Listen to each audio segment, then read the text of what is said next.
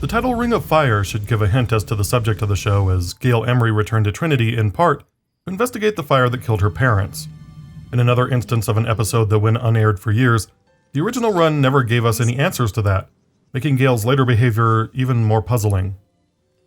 But for now we get answers, and one of the episodes of the series that most lives up to the Gothic title.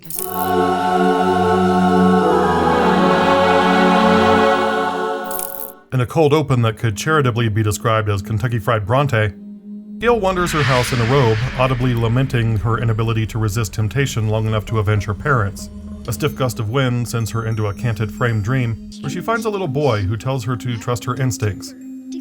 He begs her to get him out of limbo. Please?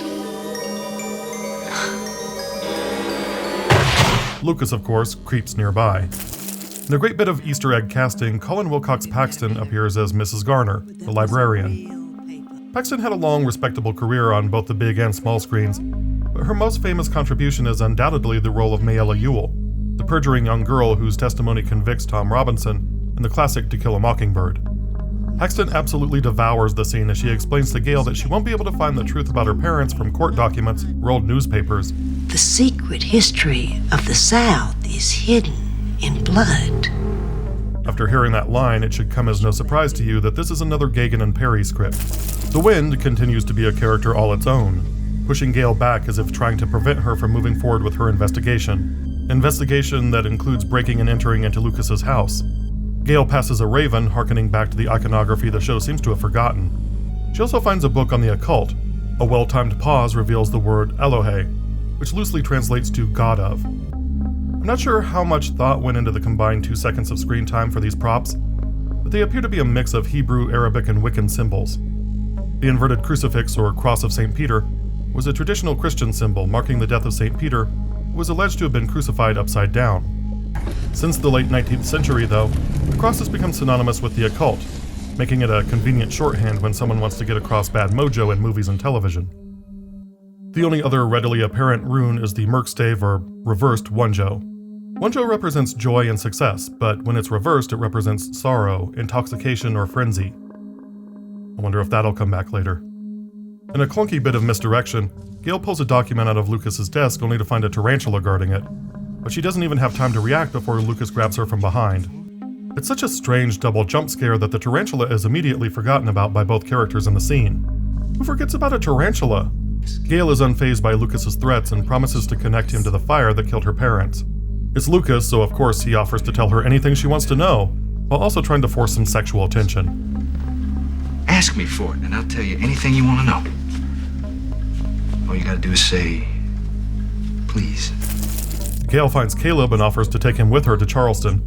He sees through her fear, though, and lets her know that Sheriff Buck is indeed capable of the things she's accusing him of, because his dead sister told him so. Gail agrees to meet with Lucas for an explanation, forcing Lucas to break his date with Selena. He chooses to cancel via Benogram, and whatever message Selena tells Ben to relate back to Lucas has quite the sexual impact on poor Benji, but at least Selena is handling it A jealous Selena interrupts Lucas and Gail's dinner to voice her displeasure. I do like that the writers didn't make Gail the object of Selena's disdain, the way that many other shows did at the time. Gail has done nothing wrong. Yet. And the target of Selena's wrath is justified. The sexual tension boils over as Lucas agrees to reveal the truth in exchange for future considerations. In a moment that probably would have given CBS Standards and Practices the vapors had the episode actually run, Gail fights off a near orgasm as she goes into enchantment. Come to think of it, this scene might be why the episode didn't run in the first place. Once under, Gail sees her mother hiding some letters in a lockbox. The same lockbox that opens with Gail's key, one assumes. Since we can't have too much exposition this early, a man comes into frame and slaps Gail's mother, snapping Gail out of the trance. Gail excuses herself and runs off to sleep naked. In an incredibly silly scene that pushes the episode into pure camp, Gail visits her parents' graves to apologize for not solving their murders. Her father goes all Carrie on her and reaches up from the grave to pull her down, and both parents pop their heads out of the ground like whack-a-moles and tell her in funny voices to avenge them. Avenge us! Find our murderer! Okay, CBS may have pulled the episode trying to save it from itself after they saw that. Dr. Matt shows up to give Gail some advice, via a pretentious quote, of course. They said those who seek the truth run the risk of being consumed by heavenly fire. They both agree that Lucas doesn't represent heavenly fire, and it's amazing how casual they are about Gail hopping into the car with the devil. Lucas takes Gail to her parents' summer place and tells her to be careful because people aren't always what they appear. Gail finds a hospital report hidden behind a bookshelf that reveals her mother sought treatment for a beating, and she blames Lucas, but he tells her to keep digging. At the hospital, the boy from Gail's dream reappears whistling Stephen Foster's parlor song Beautiful Dreamer, about a protagonist who serenades a love who is long dead, or at least free of worldly cares. Gail follows him to another vision, this time her mother finding out she's pregnant. Dr. Matt says that her mother was checked in repeatedly for signs of domestic violence, and he confirms that she was pregnant when she died. Out of nowhere, Lucas and Ben have a banal conversation about civet cats that threatens to make up for that silly graveyard dream. Well, not one single civet cat hunter's ever asked me for a license. I believe they're extinct. That's why. Well, then do I need to keep the forms? I just love these slice-of-life conversations that Lucas occasionally has with the deputies, and I wish they could have found a way to make these more frequent. Gail interrupts and wants Lucas to stop jerking her around and tell her who started the fire. Lucas, of course, toys with her by calling her a voyeur and questioning whether she really wants to know the truth. He sends her back to her parents' house where she has yet another vision, this one of her mother cheating on her father with Caleb's father, Gage. She uncovers a memory of her father putting out a cigarette on her arm after calling her a dirty girl.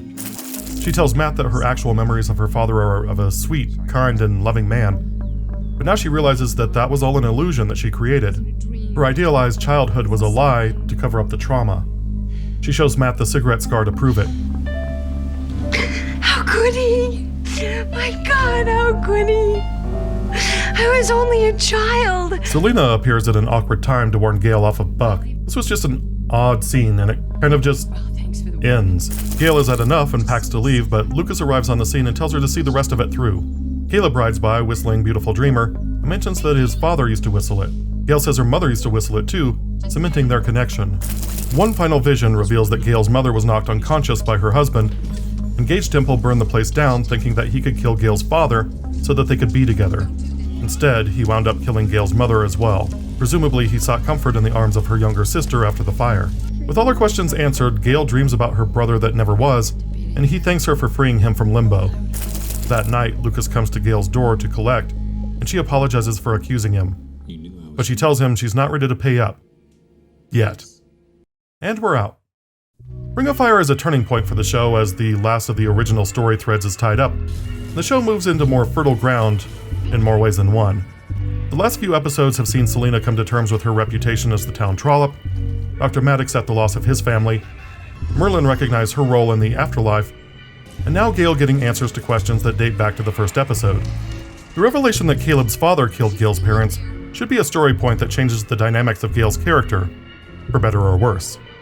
The episode itself is just all over the place, both tonally and narratively, and one gets the sense that there were revisions from the original script. First, the problems. Paige Turco is a serviceable actress whose experience was mostly in soap operas at this point, and those origins show here. Turco is fine when the script calls for moments of acting, high drama, confrontation, even arousal, but in the quiet moments her performance lacks anything to latch onto. That's something that young Lucas Black does expertly. It doesn't help that the character's entire persona is based around finding out who killed her parents and wanting to have hate sex with Lucas, with seemingly no other wants or needs. Even her conversations with Matt and Caleb revolve around Lucas, her parents, or some combination of the two. Still, her performance lacks the energy of, say, Brenda Bakke, who only has one mode, but it's still obvious she understood the assignment. The episode is indicative that the writers have some great ideas, but when they try to execute, there's just some fundamental sense of purpose missing. The revelations Gail receives are fine, and it's a good twist to move her character forward, but Gail mostly remains passive through the episode. She doesn't figure things out so much as stumble from place to place and have them revealed to her. It would have been far more interesting had she pieced things together herself, rather than be a passive recipient for the information. So if the writers had it to do all over again, setups for Merlyn and Gail's recent episodes would have been nice. The other problem is the shifts in tone. Director Lou Antonio is credited with 4 episodes of the series, including the series finale, so they clearly had faith in him. Here, his direction is just all over the place. In the opening, you can practically hear Vincent Price telling us it was a dark and stormy night. And while I love that kind of Gothic aesthetic, the episode also veers into over-the-top Sam Raimi camp at times. Yes, I'm still not over the graveyard dream.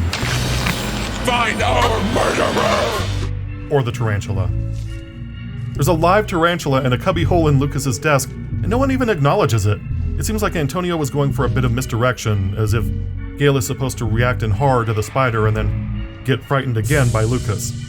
But the two things happen right on top of one another. It's all just very confusing. One more minor quibble is the awkward use of Selena in this episode. She's shown to be the jealous type, but that manifests in anger at Lucas instead of the other characters. That's fine, but it's odd when she turns up at the hospital to warn Gail to stay away. What a stupid bastard! Surprise, surprise. You've discovered Sheriff Buck's true nature.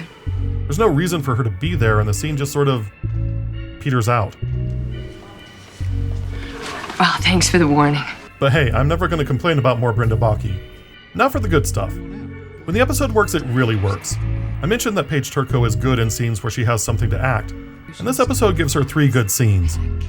It's enough to salvage the scenes where she's just wandering around looking at things off camera. Caleb only appears briefly in a few scenes here, but when he does, Lucas Black does a fine job of expressing concern. The episode also helpfully hides one of Black's weaknesses, bug-eyed reactions to the supernatural. Of course, the standout is always Gary Cole, who quickly decided he was going to play Lucas as a fashy Dan Fielding, and he stuck with it throughout. The result is a sort of reverse Turco, where because he's so hammy when he's being a smartass, he comes across as chilling when he gets serious. He also has a good knack for delivering those careful what you wish for lines that Lucas is so fond of. I obliged, didn't I? And now, when you find out it ain't exactly a pretty piece of shoe fly pie, you don't want to hear about it. The exclusion of this episode from the original run is one of the more damning aspects that led to the show's demise. Unlike Potato Boy, which is fun in terms of theme but ultimately inconsequential to the overall narrative, Ring of Fire is absolutely essential to understanding Gail and Lucas's relationship. Without this, later episodes don't even make sense, let alone create an emotional impact on the viewer. But with this episode, the first phase of American Gothic ends, and the war is about to begin in earnest.